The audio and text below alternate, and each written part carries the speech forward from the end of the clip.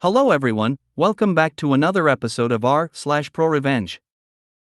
In today's episode, Mock the Disabled? Justice is served many years later. Don't mess with an engineer. You didn't get it in writing /know you.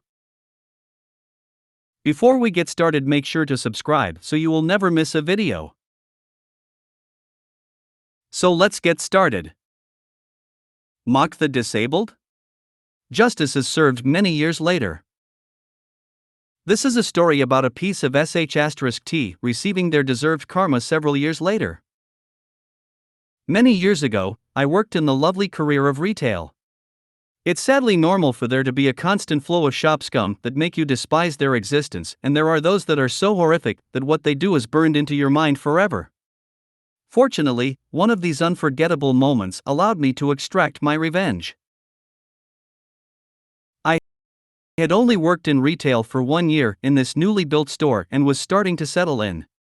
Getting to know the great customers and understanding that some people shouldn't be allowed outside, which being a shy person who hates conflict wasn't the best, but at least one of my customers was an absolutely adorable elderly lady who always made time to talk and was an absolute joy to be with. It had been some weeks since I had last seen her, but one morning, I see her car park into the disabled parking bay, as she already has a blue badge, only this time she hobbled out of the car on crutches with a pot on her leg. I didn't have chance to talk to her yet when a works truck, which did not have a blue disabled badge, pulled into the disabled space next to her and out jumped an early 40s builder with their teenage kid. Well, this little old lady was having none of this and must have absolutely massive balls of steel and stood up to this ignorant builder and politely informed them that they shouldn't be parking there as it's for the disabled and he doesn't have a badge. What happened next, I can't forget. This builder decided the best course of action was to humiliate and insult this poor elderly lady in crutches, accuse her of faking her disability and claim the cast on her leg was a fake and that she probably milks the benefit system for as much money as possible. Then walks off putting on an over-dramatic fake limp, laughing away with their teenage kid whilst the old lady stood there in shock. Sadly, being one who lacks courage, I did absolutely nothing about it, and that would stick with me forever. I tried feebly to ask a manager later to do something about it, but they didn't care or want to get involved. For years, I worked in this store, always seeing this scum builder come in and out. Fortunately, I never interacted with this scum builder, but I saw them often, and every time I did, I would always remember what they had done vividly. I would still see them park in the disabled bays, and even got to the point where I would recognize them by the large blue Mercedes they drove. 7 years later, I was still working in this store, and this scum was still parking in disabled and looking like an absolute cunt. Yet this year I was blessed with good fortune and our store was outfitted with some absolute joyful equipment. Due to the high number of complaints, our store had set up a company to deal with the parking violations, but instead of having external parties coming in and ticketing cars, the staff of the store were given the ticketing machine, and it was our duty to go to the car park and record any cars that violated the parking rules. This was all done digitally, and there would be no paper tickets upon the cars. This was brilliant. As soon as I found out, I knew what I was going to do. It didn't take long for me to learn how to use the machine, and it certainly didn't take long for the opportunity to get revenge, and so it began. There were 3 rules for parking, and if you break these rules, there is a lovely £80 fine in return each time it happened. The first rule: no parking in disabled without a badge. And I know well that the scum builder is certainly violating this rule, and it wasn't long until I saw him next, and as soon as he entered the store, I quickly scurried out with the ticketing machine, and lo and behold, there was the oversized blue Mercedes in the closest disabled bay, with no badge. I smashed them car details in with some well-shot photos and sent the report off so that they would receive a lovely letter of their fine they would ask to pay. That's not enough though. But fortunately it takes weeks for them to finally receive the ticket, which grants me the opportunity to constantly ticket their parking violations. Because as you would expect, the scum would always park in disabled, and as I worked at the front of the store, I would always know when they had parked. After ticketing their car dozens of times, the scum unfortunately learnt their lesson, as their oversized blue Mercedes no longer appeared in disabled parking bays. But as you expect, the scum would still be scum and they would find their new parking space inside child parking. Rule 2: don't park inside child parking without a child. Had this scum gotten enough, I thought? Of course, not. They haven't learnt their lesson and continue to be a complete wanker and park in the child parking, which we didn't have many spaces for. At this point, I knew all their car details by heart and would gleefully fill out the ticket machine as I skipped over to their car violating the child parking and take the photos needed for them, including shots of their cat seats that bear no child seats in them. And as it became routine, this once again carried on a few weeks more of tickets being created, and eventually they start receiving the fines. Fortunately, me being me, I am completely invisible to others and often looked over, and I have yet to be seen or caught. But as all good things must eventually come to an end, when the scum came into the shop, their blue turd automobile was no longer there in child parking or disabled. Has the scum finally learned their lesson? Would you be surprised if they had not? As it didn't take me long to find them. Rule 3: you must park inside a marked bay. And what a surprise, the scum still manages to fuck this up. They would park over the line, taking 2 spaces up. Well, guess what? That's a job for me and my ticket machine. Trying to park inside taxi parking but can't fit the big-ass car in it? Boom, that ain't inside a marked bay, and catching another ticket and fined for the have one single wheel slightly over the white line of a bay? Well, guess who technically broke the rule? That's right, scumbag did. And there goes a few more weeks of fun, until eventually scumbag runs out of ways that they can possibly break the rules and our company hires externally to start ticketing cars, so my beloved weapon of justice goes to rest. Now I know what people are probably going to say, that all these fines are not enforceable because of blah blah blah, but I honestly don't care for a few reasons. Firstly, I'm being paid to do this, so either way my time or money isn't wasted. Secondly, it did have an effect as they repeatable changed their parking habits. And thirdly, even if they don't end up paying, they are still going to spend a ton of the time and effort trying to overturn them over and over again, having to constantly be harassed by mail. Overall, if all the fines are counted separate and added up, they would have received thousands of pounds worth of fines, building up over time for being scum. Cherry on the top, about 3 years later, I walk by this piece of scum on the car park and watch as they scream at some innocent dude in a high-vis jacket, accusing them for being the one giving them all parking fines. Which put me at peace, knowing this must have seriously got to them and cost them to still be raving mad after 3 years. Short version: I give someone many small parking fines adding up to the thousands of pounds for insulting a disabled lady several years earlier. Don't mess with an engineer. I worked for a company that provides specialized equipment used in manufacturing.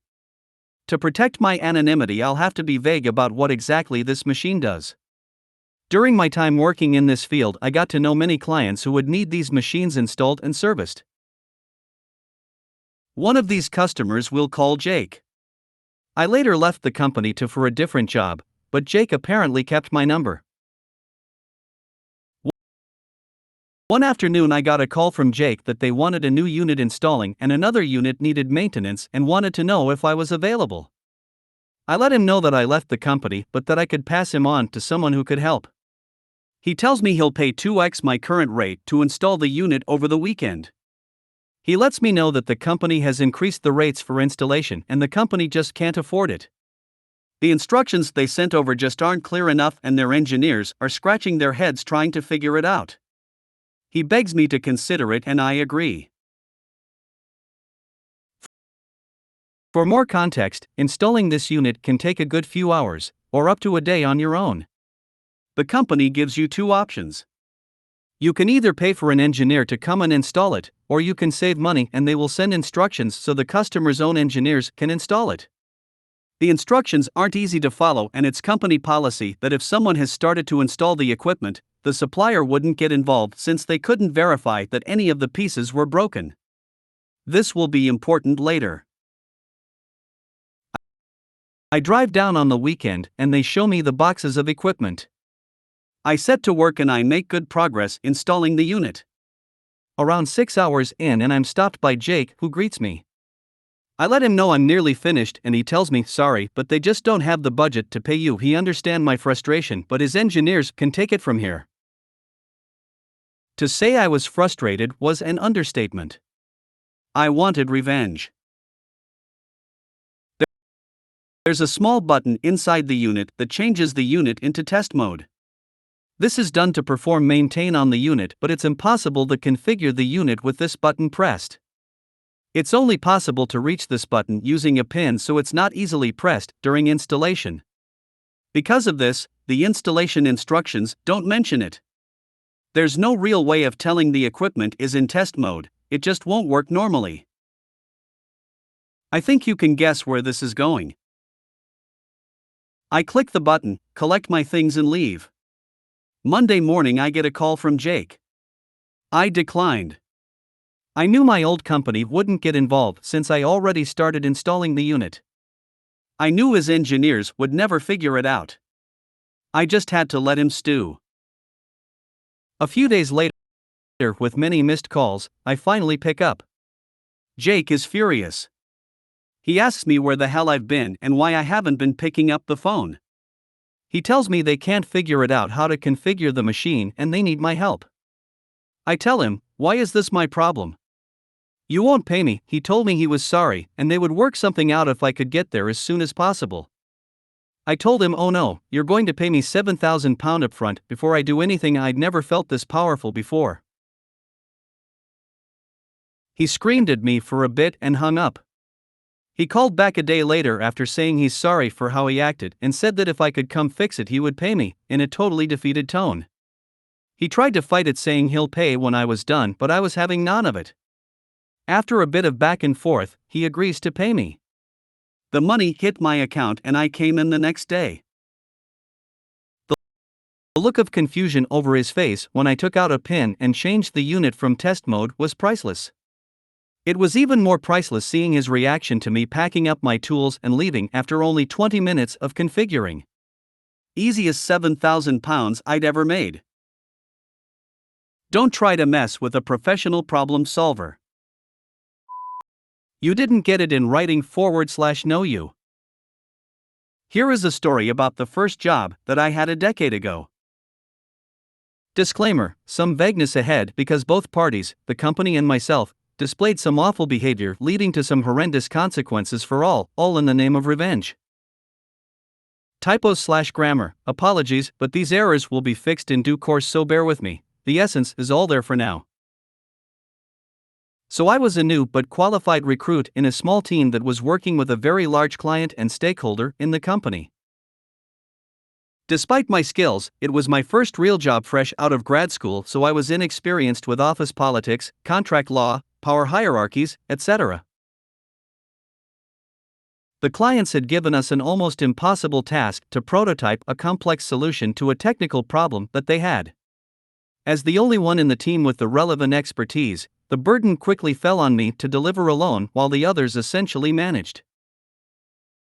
The team leader and effective boss promised me at the beginning that I would get a bonus worth roughly 30% of the salary on which I was hired.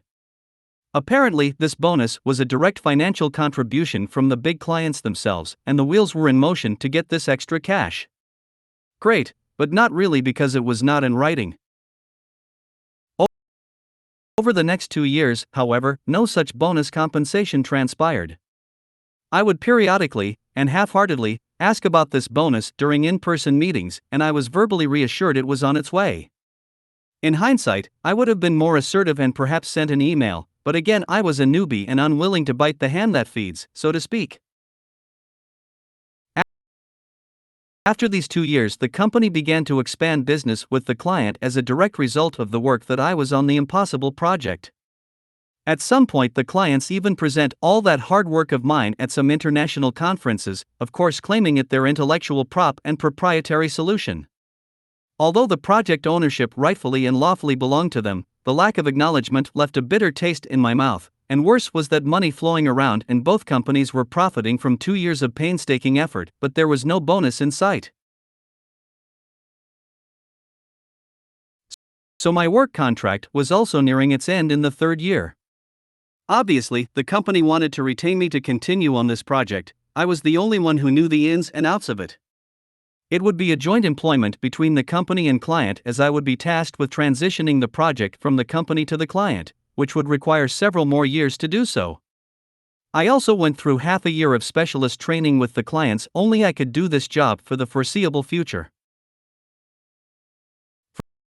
For this I was offered a decent increase in my salary, but that missing bonus was ruining my trust. At a contract negotiation meeting, I asked about it one last time.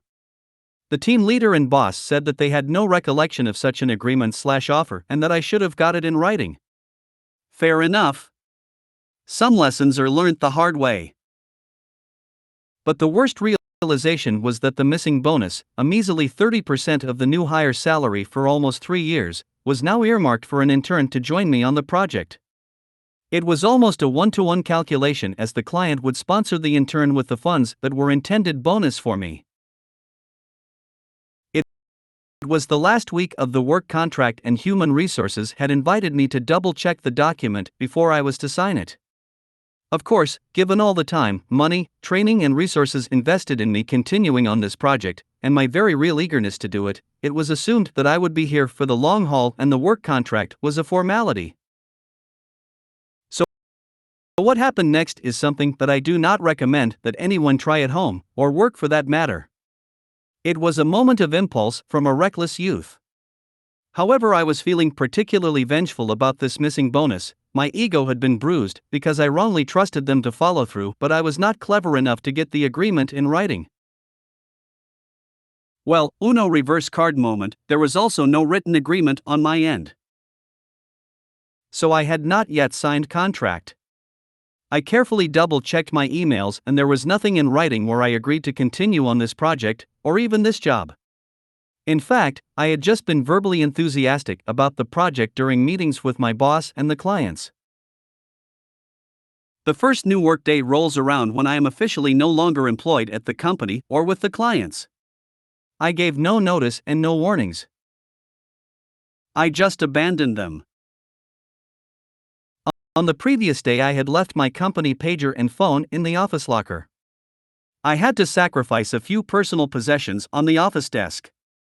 I logged out of the work email/messenger system so they could not reach me. I am not sure how they responded, because I ignored/deflected every single communication which came my way for following months. It was bliss knowing that I probably caused this company a major catastrophe for next few years at least. Of course, I could not predict the consequences that they would face from abrupt and unannounced exit. But I did not have time to care about them. I had to become selfish, and I had to dip into my savings and relocate and start afresh and anew in another city far away, which was very difficult without references, considering the professional bridge that I had just burnt, hence the not recommending part, but eventually my skills began to speak for themselves. The last I heard about the company was from an ex-colleague as we reconnected on an online professional network a few years ago. Apparently, the company still exists, but it is a shell of its former self, as things went horribly south after I left. They lost the big client as I had anticipated. No one else had the skill set to do work. The clients are still players in the sectors, but I have the great fortune of not having had to interact with them so far, but I could not have predicted the domino effect that followed in the company. A few more large clients followed soon after because staff had to be reshuffled to do my project, and these other clients felt neglected. Now they are downsizing and in the process of being swallowed by a competitor. From what I gather, the other big casualty of the revenge is my ex-boss developed some substance problem around this time to cope with the stress, triggered in part by not being able to contact me for months on end during a critical time in the company's expansion. Throw in a divorce too, because this work stress destroyed the marriage as well. I did a little bit guilty when my ex-colleague explained all this, and still do. Is it enough for me to right my wrongs and write an apology or something? Not really. But perhaps I am wrong here. I am open to suggestions. Note, this ex-boss has tried to get in touch with me a few more times some years after things went downhill, but I was too busy, so I just continued to ghosting strategy. But anyway, here is to Dumbass Incorporated. I hope it was worth the measly bonus that I deserved. I was brought on as a new recruit, and I was a junior who had to lead the project from get-go. I had to work hard and learn new skills in the hours outside of work so the fat clients and middle management to reap the rewards. Not on my vengeful watch. The reason that I am writing this is that it is somewhat cathartic. The company did some crappy things, and so did I. But this missing bonus still eats me from time to time. I could have bought a house and I could have settled down in that old town. I wouldn't have been displaced for months and living with my head just above the water, having to rebuild myself for a good few years following that. Abandoning the project and the job was professional suicide at the time. But my revenge was such that whatever happened, I would try to get through life without groveling back to that company. Of course, this arrogant assholery of mine, born from this hatred having not gotten that bonus, still has at least one unwritten chapter. At the current workplace, where I am also a stakeholder now, I am now proposing a new version of that old project I began a decade ago and never got a chance to see to completion. It would be nice to showcase a patent during an international conference attended by those big former clients. That would be the real bonus. If you made it to the end of the video, thanks for watching. Don't forget to like, subscribe and share, and we will see you in the next video.